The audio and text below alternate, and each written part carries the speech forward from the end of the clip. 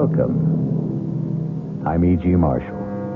Welcome to the sounds of suspense, to the fear you can hear. I have a story for you about a writer of books. We all know what it is to read a book. We all read, sometimes to learn, sometimes to pass the time, sometimes to experience a life unrelated to our own, and sometimes to surrender ourselves to the fantasies of a person we have never met and will never meet. But what is it to write a book? That's another thing altogether. But what difference does it make? All the difference in the world.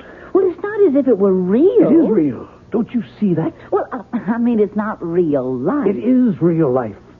It's a life more real than yours or mine or any life that anyone will ever live. Well, how can you say that? It's just a book.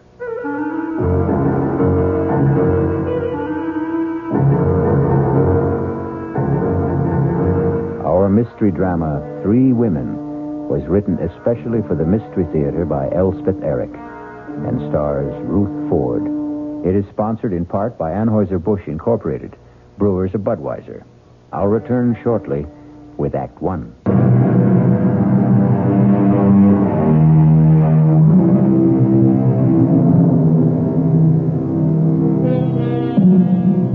What is a book?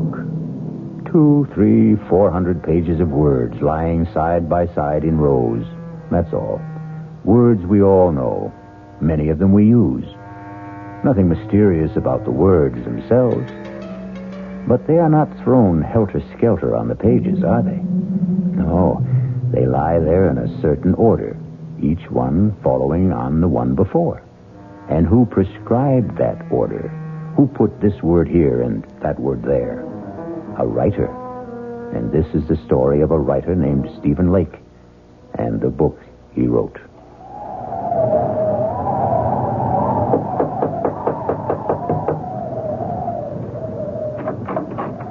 Yes? Does Mr. Lake live here? Yes? Is he home? Yeah, he's home. Could I see him? Well, he's working. Could you tell him, please, it's Mr. Higgins to see him? Higgins? I'm a publisher. Look, could I step inside? It's terribly cold out here. I guess so. He really is working, isn't he? I mean, I hear him, his typewriter. You're a publisher, you say? Yes, that's right. If you just tell him... You can go on up. Up? Yeah, up that ladder. That's where he works up there. Oh, thank you. You get to the top, just bang on the trap door. Yes, thank you. Bang hard so he'll hear you. Yes, all right. He heard you. Mr. Lake, I'm Albert Higgins. Albert Higgins. Not from... Yes, from Higgins and Hart. All right to come up the rest of the way? All right. Well, I should say. Can you make it? Can I help you? I think I can. Yes. There we are. I can't believe it. Mr. Albert Higgins. Very same. This where you work? Yes, it's the only place I can get away. I live with my wife and my mother-in-law. That was my mother-in-law who let you in. Well, it's nice and secluded up here, anyway. May I take your coat, Mr. Higgins? Oh, thank you. No, actually, I think I'll keep it on. You're cold. Well, it's awfully cold outside. Well, I think it's even colder in here. I get where I don't notice it. You have a stove, I see. Yes, but sometimes I forget to put wood in. Just a second, I'll get it going again. That's a real old Franklin stove, isn't it? Genuine article. I haven't seen a Franklin stove in years. They're great, if you remember to keep them lighted. Please sit down, Mr. Higgins. All right. Well, now, I'd better explain what I'm doing here. I'd sure like to know. My secretary handed me your manuscript just as I was leaving the office for the weekend. We have a little ski lodge up here, my wife and I, right up the road from you, as a matter of fact. Yes, I think maybe I've seen it. Right off Route 7, about a mile north. Yes, that's it. Well, I was coming up by myself, and on the train I read your book. When I got to the lodge, I read it again. I like it a lot. Except for one thing. What's that? You've made one grievous error, Mr. Lake. Or may I call you Stephen? Call me anything. What's the mistake? You've killed off the most attractive character in the book. You mean Clarissa? You can't do that, my boy. Why, 9/10 of the book's appeal is the charm of that girl. She's another Scarlett O'Hara. You can't spend 200 pages making us fall in love with this marvelous creature and then, poof, just like that, have her die on us, go out of our lives. Well, you just can't do that. But I have to. Well, you don't have to at all, Stephen. You've written a marvelous book. I want to publish it. All I want from you is 10 new pages, the last 10. Write me 10 new pages at the end and let Clarissa live. I can't.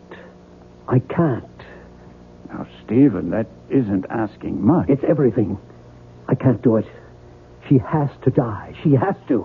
Why does she have to die? Because if she doesn't die, I don't know what'll happen to me.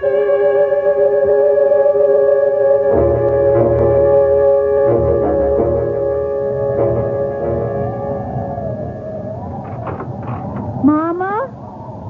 That you, Loretta? It's me. Well, get your boots off. Dinner ready? Just about. You call Stephen? He gets so wrapped up in his writing. Well, he's not wrapped up now. Listen to him. He's thinking, Mama. He's walking up and down to help him think. Well, he can't be putting words down every single minute. He's been walking up and down like that ever since that man left. What man? Was somebody here? Mr. Higgins. Higgins? Albert Higgins? From Higgins and Hart? I believe he did say he was a publisher. Oh, Mama. It was our last hope. You know, every other publisher turned down Steve's novel, and he sent it to Higgins and Hart. But Mr. Higgins was here? They were up there together for about 15 minutes, and then the great Mr. Higgins came tumbling down the ladder like the devil himself was after him. Very red in the face. Looked at me like everything was my fault and catapulted out of here. Well, you didn't ask Steve what happened? Loretta, when have I ever asked Mr. Genius-type novel writer Stephen Lake anything? If he feels like telling me, he'll tell me, which he never does. I'm going to find out. Good luck is all I can say. Stephen? It's impossible. Absolutely impossible. Stephen! Impossible, Clarissa. I can't. Darling, are you all right? Loretta? Oh, you just get home? Mrs. McGinnis wanted her windows washed. Darling, Mama said... I don't want you washing windows. Stephen, Mama said there was a man here today, a Mr. Higgins? Albert Higgins. He really was here? He has a ski lodge up the road. Well, he didn't just drop in, did he? What did he want? He read my book. He wants to publish it. Oh, Stephen, well, why didn't you say so? He wants me to change it. Well, does he want you to change it a lot? Completely. Oh. Well, would that be a lot of work? The last 10 pages. He wants me to let Clarissa live. Is that all? Oh, Stephen. What do you mean, is that all? Clarissa is supposed to die. It's all been decided. She has to die. I can't let her go on living just to please Mr. Higgins. But it's not just Mr. Higgins. Oh, Stephen, I wasn't going to tell you yet, not for a while. But I can't go on doing housework for other people much longer. I never wanted you to do housework for other people. But pretty soon, I won't be able to. I'm going to have a baby, Stephen. You're not. You must be wrong. Oh, no, I'm not wrong. Not about this. You must be. Well, Stephen, aren't you glad? Just a little bit, and coming right now. What with Mr. Higgins wanting to publish your book, why, in the spring, we'll both be having babies. You'd be having your book, and I'd be having... I can't let Clarissa live. I can't do it. She has to die. Just the way I wrote it, she has got to die. Stephen, you're frightening me. I'm sorry. What difference would it make if you let Clarissa live? all the difference in the world. It's not as if it were real. It's just a book. It's not just a book. Loretta, I can't talk about it anymore right now. Well, you think about it, won't you? About rewriting it? I'll think about it. Well, Mama says dinner's almost ready. I'll be right down. Well, don't be long. I won't. Clarissa, I can't let you live. Oh, yes, you can, darling. I can't. You can do anything you put your mind to, Stephen. Anything at all. You're such a great man, darling. You can do anything. Absolutely anything at all. You know you can. Mr. Higgins, this is Stephen Lake. I have to see you, sir. No, right away, if that's possible. I'll come to your place. Yes, it's better that way. In an hour. All right, sir. I'll be there. Oh, that's my sweet Stephen. My dear love. My own brilliant boy. My Stephen.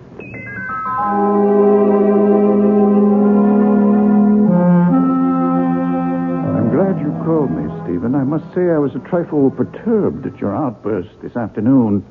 It seemed such a little thing I was asking, to kill off a character like Clarissa in the last 10 pages when you've spent the entire book constructing her magnetic personality. It's not right. I have to do it, sir. But it's cheating, leading your readers up the garden path. I'll tell you something which perhaps I shouldn't, but anyway, I discussed with my wife the possibility of a sequel to this book, using the same central character. Clarissa? It's a shame to waste a character like that on one book. There should be another, and perhaps another. How can we do that if you kill her off at the end of your first book? Mr. Higgins, I've been writing for 7 years steadily. I've never sold anything. 6 years ago, I got married. My wife, Loretta, has been working as a domestic all these years, and her mother goes out every day to do other people's laundry. I haven't brought in 1 red cent in all that time. But now you will. Lots of red cent. The house we're living in, that's an abandoned one-room schoolhouse. We bought it a year ago with every cent we had in the savings bank. $400. At a county auction. The room where I work used to be the place where they stored supplies. We got the Franklin stove from a junkyard. If you want the truth, we stole it.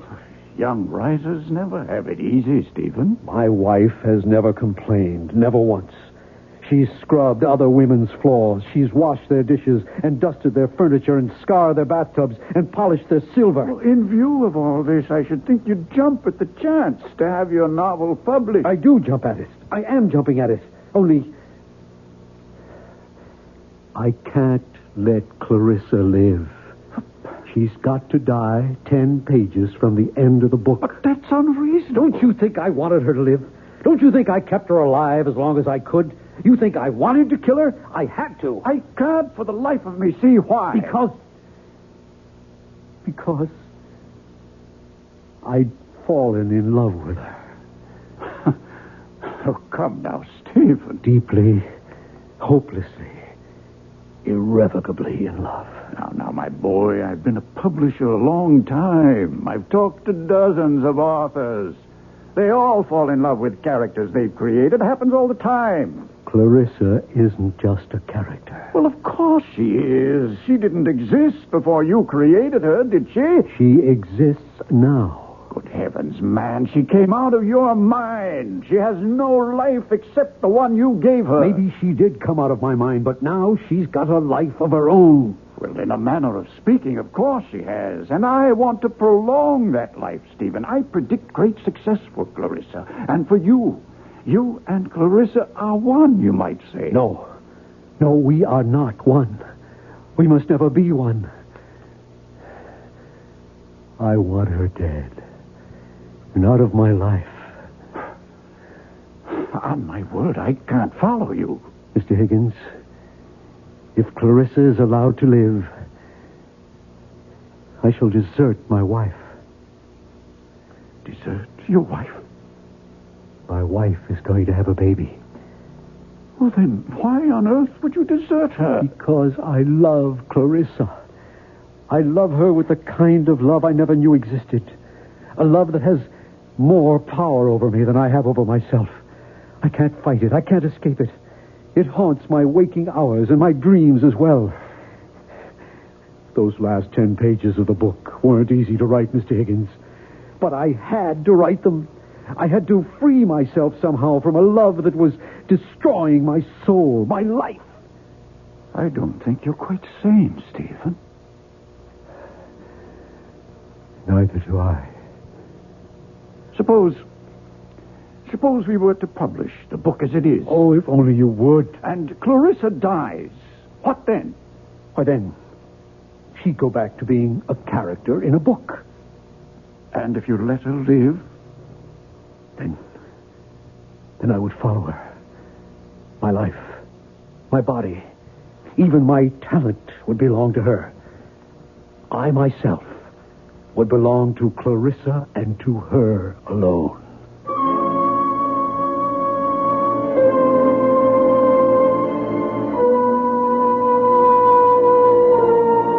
Everybody talks about love, but nobody does anything about it. Now, here for the first time, we have a man who wants to do something. He wants to kill the lady. It may not be the perfect solution, not one to be universally recommended. Still, it's something. We'll be back shortly with Act 2. It was an American writer who said it, and not so long ago. Novelists, whatever else they may be, are also children, talking to children, in the dark. Listen with me now to the second act of Three Women. Stephen is talking to Clarissa, a character he created in one of his books, in the dark. Clarissa, I can't let you go on living. But I want to, Stephen. Of course you want to. We all want to. But I want to so badly, and it's your fault, Stephen. Why is it my fault? Because you gave me such a wonderful life in your book. I enjoy it so much. I can't bear the thought of giving it up. Neither can I. Neither can I. To have had a life like that and then to die 10 pages from the end of the book. I know. When the book is published, you'll be dead. I don't see why, Stephen. I really don't. Because till now it's just been you and me and this room and words on paper. But after the book is published... What will it be then? It'll be something that sells for $7.95. $1.50 in the paperback edition. My goodness, you're counting on a big sale, aren't you? Just hoping. But it won't have a big sale if you kill me off, sweetheart. It might. What was that? Who came in? Probably my mother-in-law. She gets home early to get dinner ready. Will she come up here? I don't think so. She hardly ever does. Oh, then let's talk some more about how much you love me. She is coming up here. Oh, bother. Well, we'll talk some more later. I am not going to let you kill me off, Stephen. It's too cruel. Just a minute. All right to come up? Of course, Mother. Give me your hand. What a place. How do you stand it? I like it. It's cold, too. Your fire's gone out. You been working? Oh, no, not much. Well, what have you been doing? Figuring something out?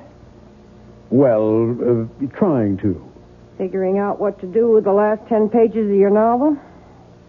More or less. Stephen, it's not up to me to tell you what to do. Then don't. I don't know one book from another, but this book of yours, it's a novel, isn't it? It's a novel. About made-up people, right? Yes.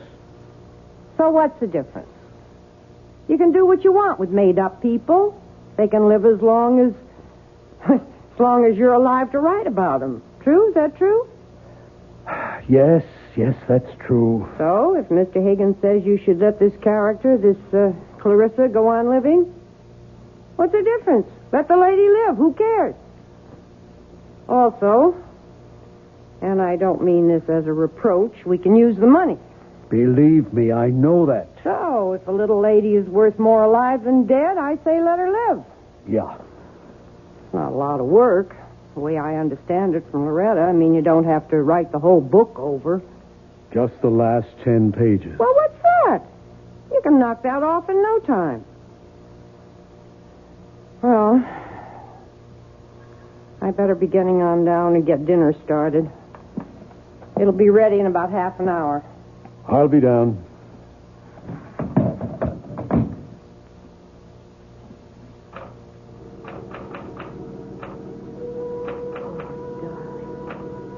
Darling, yes. Yes, sweetheart. The cold hand I held, wet with my tears. Oh, Stephen, that's beautiful. Stirred ever so little. The fingers moved faintly in mine.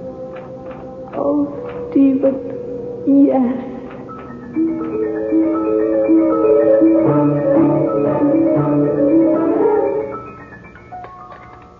That was a very good dinner, Mother. How would you know? You hardly tasted it. Well, what I did taste was awfully good. Nobody's going to eat anymore. I'll clear. Well, let me help, dear. Oh, don't be silly, Mama, and I'll finish up. You go back to work if you want to. Well, all right. I guess I will. Poor Stephen. He looks awful. He hardly eats anything anymore. I had a talk with him today about changing the book. What did you say? I said, what's the difference? Character in a book can be alive or dead. Who cares? Stephen cares. Well, why should he? Oh, Mama. He's a writer. Writers care about these things. It has something to do with, artistic integrity. You think maybe somebody's putting things into Stephen's head? Artistic notions, things like that? Who would do that? Mr. Higgins wants him to change the book. I wasn't thinking of Mr. Higgins. I was thinking of some woman. What woman? I don't know what woman. I don't suppose I should say this, but lots of times I hear him talking up there. Oh, Mama. Steve talks to himself all the time when he's trying to work things out. This isn't talking to himself. This is talking to somebody. There's a big difference. And another thing, that mattress he has up there, it looks to me like there's two people been lying on it. Mama! All right. I told you I shouldn't say it. Now I'm sorry I did. He didn't seem very happy about the baby. I should have kept my mouth shut. Oh, that's all right. You finish up the dishes. I'm going up to talk to him. Don't say I said anything. Don't tell him we've been talking. I won't. Yeah, just a second. I'm not disturbing you, am I? Of course not. Well, I didn't hear the typewriter, so, Stephen, do you love me? What kind of a question is that? It's the kind of question wives are always asking, even if they never say the words. Yes. I love you. Are you glad we're going to have a child? Yes. Yes, I'm glad we're going to have a child. Well, ask a straight question and you get a straight answer. That's the way it should be. So, I'll ask you another one. Why don't you want to change the book? Loretta, I just don't. Well, it's not a straight answer. I know it isn't. I just can't. Stephen, I'm going to ask you another straight question. Are you interested in some other woman? Interested? No. Because if you are, I'll go away. No, I don't want you to go away. I'll go away and have the baby someplace else.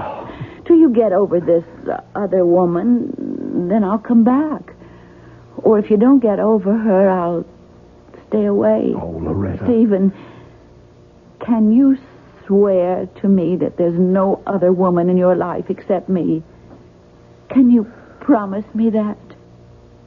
Loretta, I swear to you, I promise you that I love you, that I love you, that I want you for my wife for always, for as long as we live. I guess I'll have to be satisfied with that. It's the truth. All right. I'll let you work now. Oh, I thought she'd never leave. Please, Clarissa, I don't feel like talking to you right now. Why didn't you tell her about me? How could I tell her about you? She wouldn't believe me. Nobody would. Darling, you know what I was thinking while Loretta was going on and on about herself and you and the baby she's going to have? I was thinking, why don't I have a baby? Oh, not in this book, of course, but later on in some other book. I'll have this perfectly gorgeous child who'll have my sweet disposition and your marvelous grace. How about that?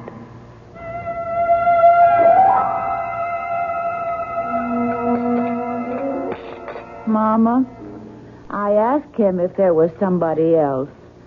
Another woman. Oh, well. He said he loved me and wanted me for his wife for as long as we live. Well, I still hear him talking up there, and it certainly sounds to me like he's talking to somebody. Oh, Mr. Higgins, come in before you freeze to death. Winter's closing in on us. It sure is. How are you, Mr. Higgins? Fine. I thrive on the cold. Mrs. Lake, your husband's in, I hope. He's up there, working, I guess. Has he talked to you about, about Clarissa, keeping her alive? He just says he doesn't want to. All right to go up and see him? Oh, I'm sure it is. Good luck, Mr. Higgins. Thank you.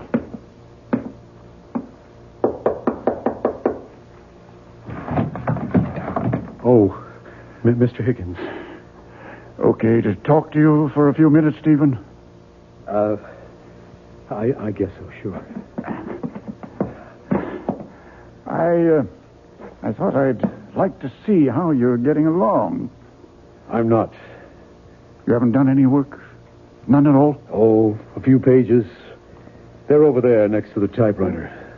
Okay to have a look? If you want to.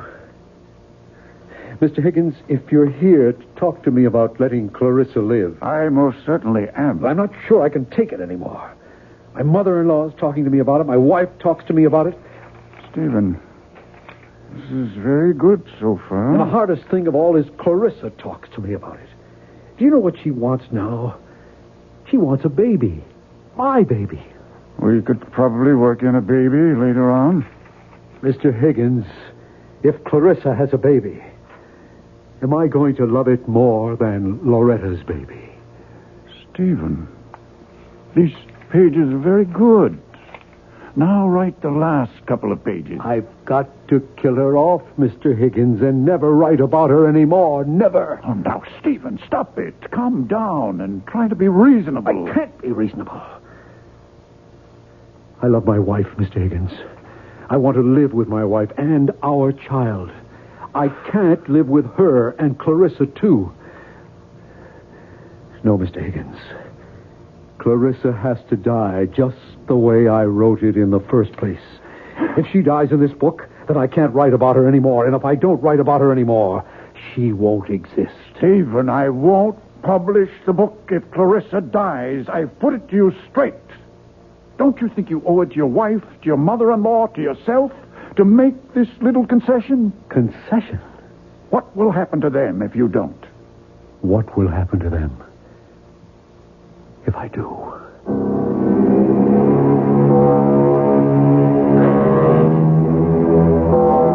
Money is the root of all evil, and killing is certainly evil.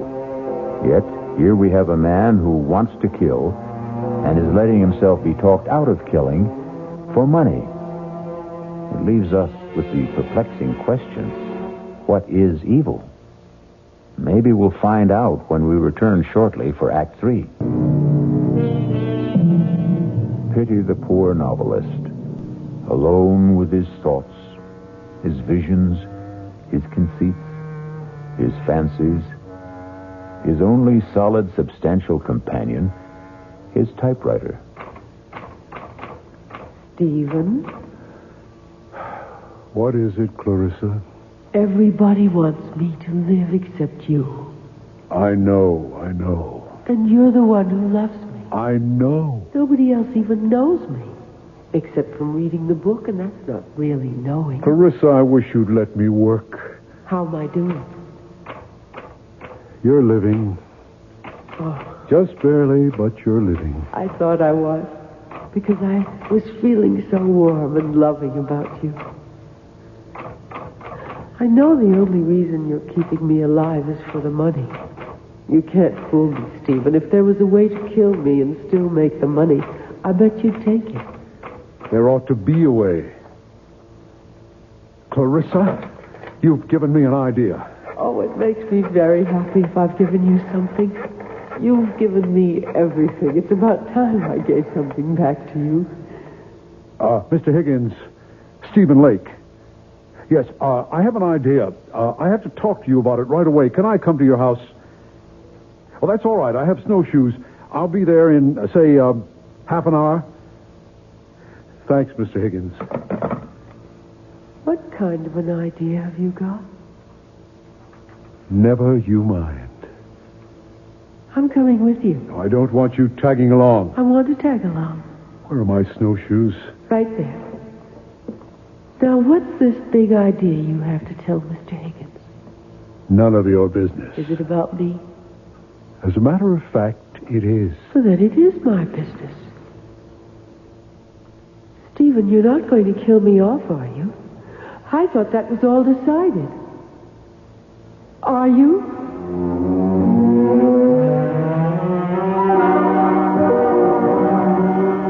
Now, my idea is this, Mr. Higgins.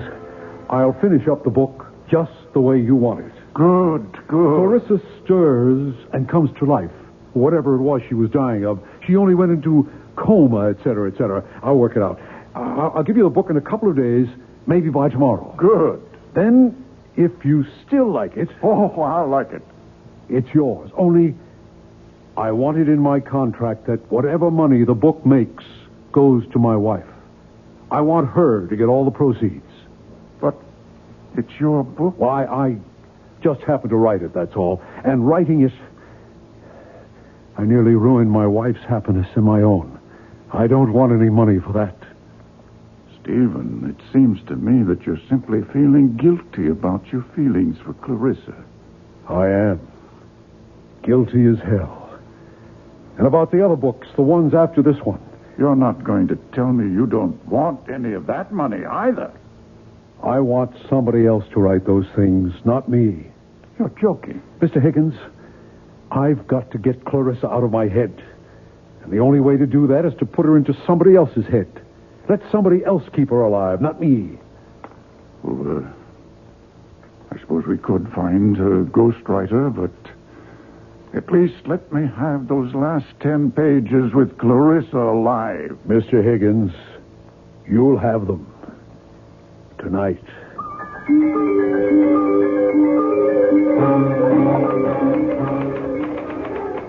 My, you are busy, aren't you? Very. You're working on the new ending to the novel, aren't you? That's right. And I get to live and live and live and live. Clarissa, it's cold in here. Why don't you do something useful, like putting some wood in the stove? I don't know how. You don't know much, do you? Enough. Okay, I'll do it. Make a nice big fire, and then we can sit and talk about what's going to happen next.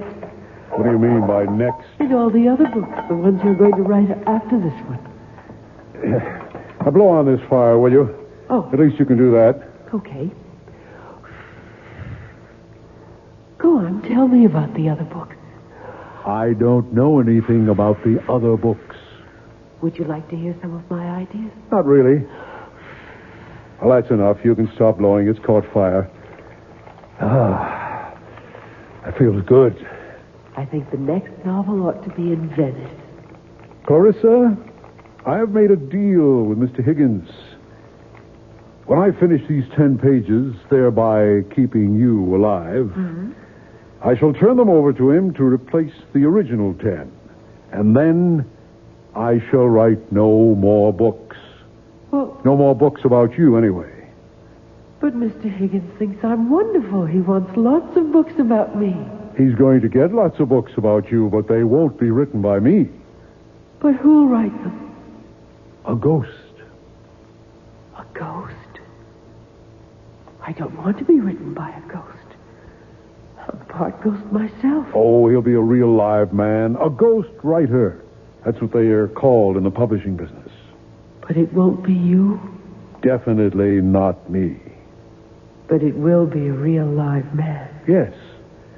And now, if you'll excuse me, I'd like to get back to work. I wonder, will he be as handsome as you? Handsomer, probably. I wonder, will he love me the way you do? For his sake, I hope not. I wonder, will I love him? Why should you love him? Why not? You never loved me. Oh, that's the way you wrote it. I couldn't love anyone. Except yourself. But he might write me differently, mightn't he? He shouldn't. He should follow the character exactly as I've set it down in the first book. But if he falls in love with me, he might want it changed so I could fall in love with him. It would be so much more convenient for everybody. Clarissa, you wouldn't. Wouldn't what? Fall in love with the ghostwriter. Would you? How should I know? Well, you wouldn't have his child. You wouldn't do that. I think I'll put another piece of wood on the fire. Or would you rather do it? Clarissa, would you have his child? There. Oh, look. That's a nice fire. Lovely. Answer me. Would you have his child? Well, Stephen, if that's the way he writes it, I guess I'll have to. Stephen, what are you doing? Oh, no. You're not going to have his child. No. Stephen. You're going back to where you were in the original. You're going to die 10 pages from the end of the book. You're not going to burn the new pages, Stephen. You're not. Don't. Help! Help! Someone help me! I'm on fire! Help me! The quilt! Get me the quilt, please! Help me!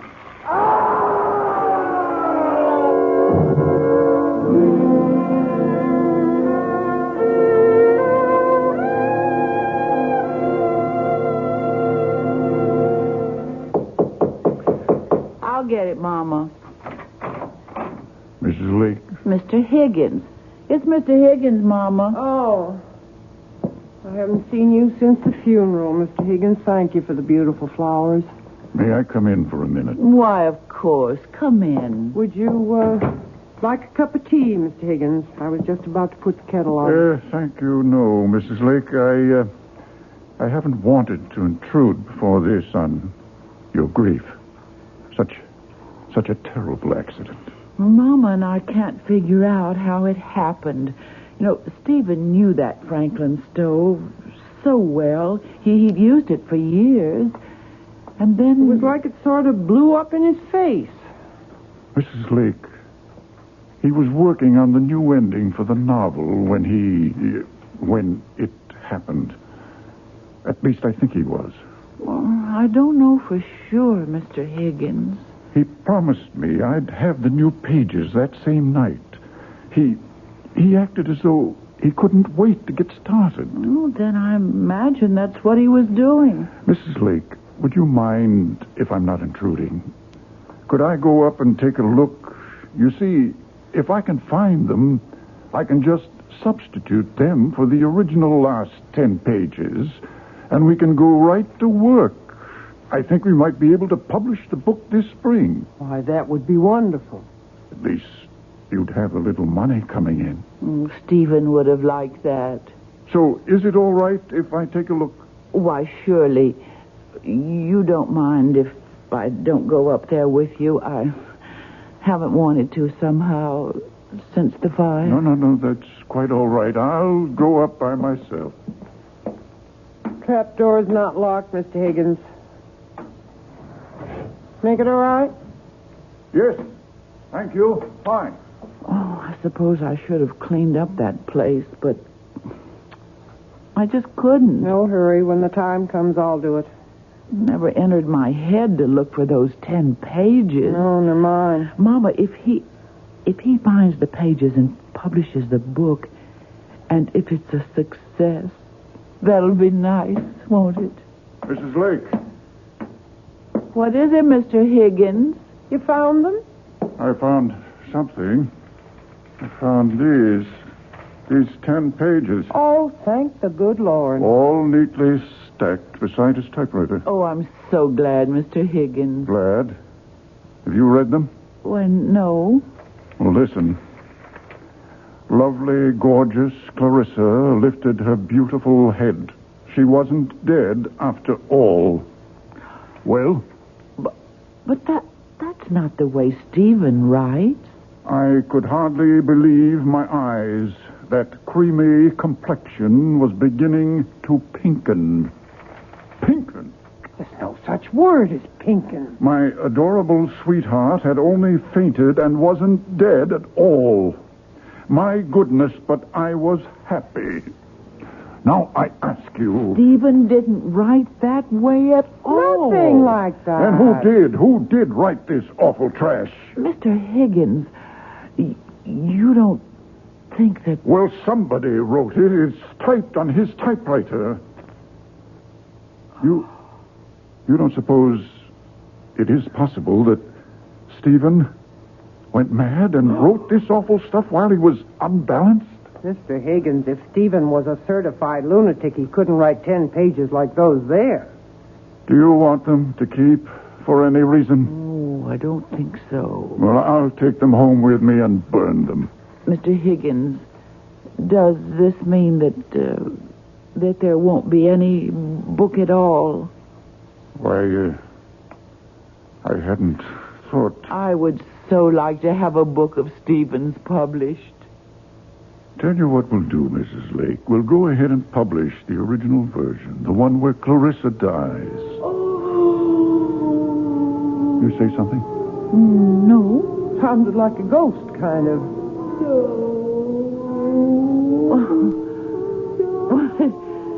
It really does sound like a ghost. Must be the wind. Huh. Well, I'll be getting along. And don't you worry, you two. There'll be a little money coming in. It's still a good novel, even with Clarissa dying. Too bad, though.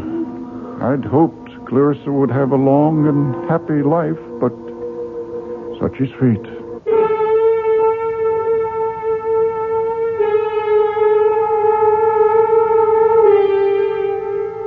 And the moral of the story is... What is the moral of the story? How's this? Lie if you like, but never believe your own lies. Or, the man who fools himself is a fool indeed. Well, something like that. You figure it out. I'll be back shortly. The gift of youth is ours for just a little while. Fame is capricious, and money slips through our fingers. Health is a godsend, subject to recall. Even the benison of love can elude us, or it can wither in our hearts. But the blessings of imagination, they belong to us forever and ever. Our cast included Ruth Ford, George Petrie, Elspeth Eric, Joan Loring, and Roger DeKoven. The entire production was under the direction of Hyman Brown.